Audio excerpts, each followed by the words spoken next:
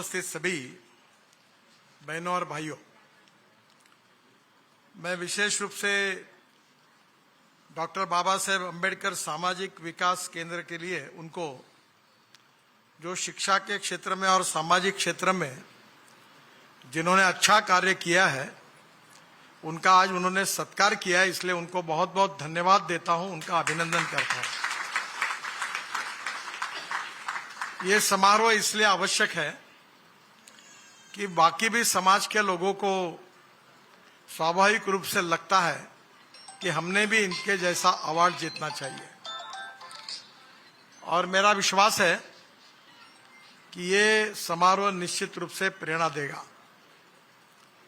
वैसे आप सब लोग जानते हैं कि डॉक्टर बाबा साहेब अम्बेडकर जी ने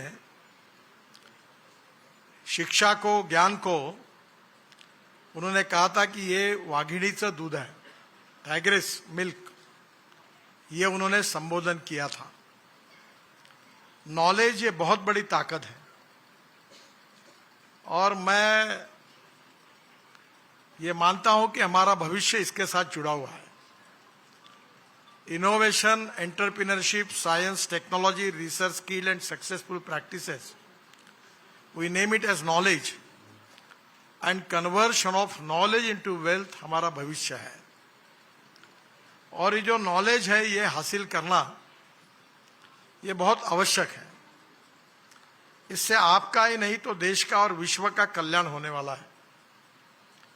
मैं 1975 में HSC मैट्रिक में था, और उस समय इमरजेंसी लग गई, तो जयप्रकाश जी के आंदोलन में मैं उसी समय जुड़ गया था और भूमिगत रहकर काम कर रहा था। तो मुझे 11वीं में 52% मार्क मिले और साइंस ग्रुप में 49.26% मिले। मेरे घर में मेरे माता पिता और मेरी दोनों बड़े बहनें सब मेरे ऊपर नाराज हुए कि तुम शिक्षा की तरफ ध्यान नहीं दे रहे हो, और मैं इंजीनियरिंग कॉलेज के एडमिशन के लिए डिस्क्वालीफाई हुआ, क्योंकि साइंस ग्रुप में कम से कम 50% से ऊपर मार्क मिलते हैं तो इंजीनियरिंग को एडमिशन मिलती है। पर अभी मुझे देश में से 9 यूनिवर्सिटी ने डिलीट दिए डॉक्टरेट, पर मैं अभी भी डॉक्टर शब्द नहीं लगाता हूं। और बहुत लोगों को गलत फहमी कि मैं इंजीनियर हूं, पर मैं इंजीनियर हुआ ही नहीं, क्योंकि मुझे एडमिशन ही नहीं मिली।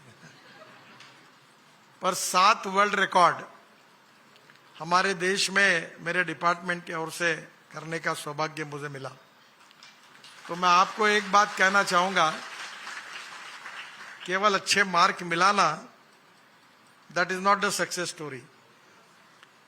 मार्क मिलाने के बाद, जैसे आपको पता है कि education, technology is very important, financial resources equally important, और उससे सबसे बड़ा इंपॉर्टेंट कोई बात होगी तो एंटरप्रेन्योरशिप, उद्यमशीलता।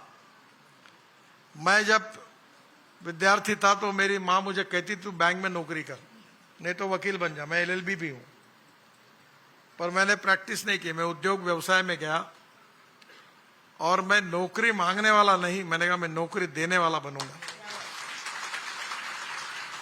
और भगवान ने हमारे ऊपर बहुत बड़ा एहसान किया कि हमारे जात को कोई आरक्षण नहीं है, इसके कारण मैं बड़ा बना।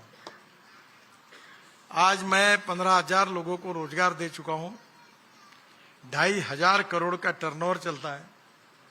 मेरे लड़के अब बिजनेस देखते हैं, और आज मैं ये मानता हूं कि रिसर्च करके नई नई बातों को, मैं किसानों में काम करता हूं, तो मैं एक बात आपको मेरे अनुभव के साथ ये कहूंगा कि डिग्री मिलाना आसान है, परसेंटेज मिलाना आसान है, पर ज्ञान को प्राप्त करने के बाद जीवन की परीक्षा में इसमें उत्तीर्ण होना बहुत कठिन है।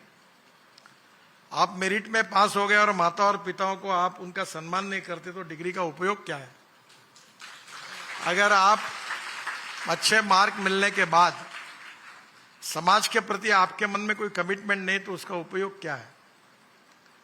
सुशिक्षित और सुसंस्कृत 2 शब्दों में फर्क है, और इसलिए हमको नॉलेज को भी हासिल करना है और अच्छा इंसान भी बनना है। आज महर्षि वाल्मीकि जी का आप सब लोग गुणगान करते हैं। मुझे याद है कि पूरे दुनिया में, पूरे विश्व में हम प्रभु रामचंद्र के रामायण को पढ़ते हैं, उसको एक प्रकार से उसका स्मरण करते हैं, पर कभी कभी मन में आता है कि अगर वाल्मीकि जी अगर नहीं होते तो रामायण कहां से मिलता। वो कोई स्कूल कॉलेज में नहीं गए थे। जो विचार हम अपना रहे हैं, जो हमको पढ़ने के लिए मिला है, उसके अनुरूप अपना व्यवहार है कि नहीं, ये बहुत इंपॉर्टेंट चीज है।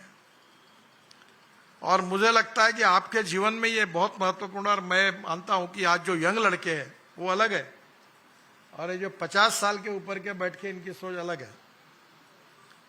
मैं टेक्नोलॉजी सेवी नहीं हूं, पर अब जब जब भी मैं देश में, विश्व में कहीं भी जाता हूं और भाषण देता हूं, तो YouTube मेरे भाषण रिलीज करते हैं। तो मेरे 4.5 करोड़ फॉलोअर्स है और मुझे 3 लाख रुपए महीना मिलता है, क्योंकि आज के लड़के YouTube पर बैठकर सुनते रहते हैं, गाना भी सुनते हैं, संगीत भी सुनते हैं, इंफॉर्मेशन भी मिलती है, नॉलेज भी समझते हैं। और इसलिए नॉलेज के साथ स्किल्ड हो, स्किल के साथ एंटरप्रेन्योरशिप हो, एंटरप्रेन्योरशिप के साथ हिम्मत हो, तो आप परिपूर्ण व्यक्तित्व और नेतृत्व के रूप में जीवन में सफलता हासिल कर सकते हैं। जीवन ये समस्याओं से घेरा हुआ है, हमारे हर आदमी दुखी है। मैं एक बार राजस्थान के विधानसभा में गया था, तो मेरा भाषण हुआ था, तो मैंने कहा था कि हमारे यहाँ जो लोग इसलिए दुखी है कि उनको नगर सेवक का टिकट नहीं मिला। जिसको नगर सेवक का टिकट मिला वो इसलिए दुखी है कि उसको एमएलए का टिकट नहीं मिला। एमएलए इसलिए दुखी था कि उसको मंत्री बनने का मौका नहीं मिला। मंत्री इसलिए दुखी थे कि उनको अच्छा डिपार्टमेंट नहीं मिला। और फिर जो मंत्री थे वो इसलिए भी दुखी थे कि उनको मुख्यमंत्री नहीं बनाया। और मुख्यमंत्री इसलिए दुखी था कि कब हाईकमांड निकाल देगी और रख देगी, भरोसा नहीं, इसलिए वो भी दुखी था। तो मैंने मजाक में कहा कि हमारा पूरा जीवन ये दुखी आत्माओं का महासागर है और संघर्ष होते रहता है। पर एक चीज याद रखिए कि विशेष रूप से मैं हमारी पार्टी के जब चुनाव लड़ता था, हम लगातार हारते थे, तो मुझे मेरे एक अच्छे पढ़े लिखे मित्र ने एक किताब दी थी, वो रिचर्ड निक्सन की थी। और रिचर्ड निक्सन अमेरिका के प्रेसिडेंट थे। आपको याद नहीं होगा, पुराने लोगों को पता होगा, वाटरगेट का कांड हुआ और रिचर्ड निक्सन को अपना अध्यक्ष पद छोड़ना पड़ा और उनको बहिष्कृत किया लोगों ने।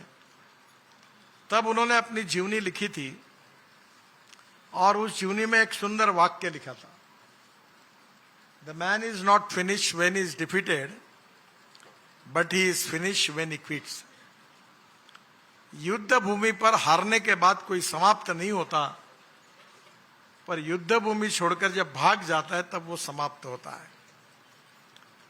लाइफ एक स्ट्रगल है, एक संघर्ष है, और संघर्ष पर मात करके हमारे व्यक्तिगत जीवन में अच्छे नागरिक के रूप में आर्थिक दृष्टि से संपन्न होकर ज्ञान को आत्मसात करके हम जब अच्छे बनेंगे तो सही अर्थ में ये हमारा योगदान भी होगा और लोग भी हमको रिकॉग्नाइज करेंगे। एक फिलोसोफर ने कहा है कि respect should not be demanded, it should be commanded. If you deserve for it you will get it. पानी में कोई भी चीज डुबा दो, जितना उसका वजन होगा उतना पानी ऊपर आता है। हमारे यहाँ राजनीति में बहुत कटआउट लगाते लोग, और एयरपोर्ट पर और फर्स्ट स्वागत के लिए जाते। मैं 45 साल से राजनीति हूं, मेरे स्वागत के लिए कोई आता ही नहीं, और आया हुआ मुझे नहीं चलता, और मैंने अपने कटआउट कभी नहीं लगाए। तो मैं चुनाव हारा नहीं, मैं जीता हूं। इसका कारण यह है कि लोगों को जबरदस्ती, आज होशियार है लोग, वो एक गाना था ना, ये तो जनता है सब कुछ जानती है, लोग होशियार है। और इसलिए आने वाले समय में आपको सबको इतनी शुभकामनाएं दूंगा कि ये जो बच्चे अपने समाज के हैं, ये आज जो अवार्ड इनको मिले हैं वो अपने जीवन में यशस्वी हो। इंजीनियर, डॉक्टर, वकील, जैसे अभी शुक्ला साहब सुप्रीम कोर्ट में प्रैक्टिस कर रहे हैं, तो आप जरूर जीवन में अच्छी डिग्री लेकर यशस्वी हो और उसके साथ साथ परिवार में और समाज में एक संस्कारित व्यक्ति करके भी आप आदर्श बने, ऐसी शक्ति आपको भगवान दे। महर्षि वाल्मीकि जी के आशीर्वाद से, बाबा साहेब अम्बेडकर जी के आशीर्वाद से आपका सबका जीवन समृद्ध हो, संपन्न हो, आप जीवन में यशस्वी हो, यही मेरी नए युवा विद्यार्थियों और विद्यार्थिनियों के लिए शुभकामना है। और समाज में जिन्होंने अच्छा काम किया है उनको कोई अवार्ड मिलेगा या उनका गौरव होगा, कोई गुच्छ मिलेगा, इसके लिए उन्होंने काम नहीं किया। वो बेचारों ने काम किया, आपने उनको रिकॉग्नाइज किया। हमारे यहाँ मराठी में शिरवाड़कर करके बड़े कवि थे, उनकी बहुत सुंदर कविता है, घेणाऱ्याने घेत रावे, देणाऱ्याने घेत रावे, घेणाऱ्याने देणाऱ्याचे हात मागावे। म्हणजे अपने पास जो कुछ है वो समाज के लिए देते रहना चाहिए, और यही भाव जो होता है यही लोगों के प्रेम का प्रतीक बनता है। तो जो लोग अच्छा काम कर रहे हैं उनको भी मेरी बहुत बहुत शुभकामनाएं। आज बहुत कार्यक्रम है, मैं अभी 3 कार्यक्रम करके आया हूँ, 4 जगह जाना है, और ये दही हंडी के कार्यक्रम के लिए 10 बजे का टाइम दिया हुआ है, तो उसके पहले कम से कम 5-5 मिनट सब जगह जाना था, इसलिए मैं थोड़ा जल्दी में हूँ। पर मैं आप सबको बहुत बहुत शुभकामनाएं, शुभेच्छाएं देता हूँ, आपके यश की कामना करता हूँ और अपनी बात को समाप्त करता हूँ। बहुत बहुत धन्यवाद, नमस्कार।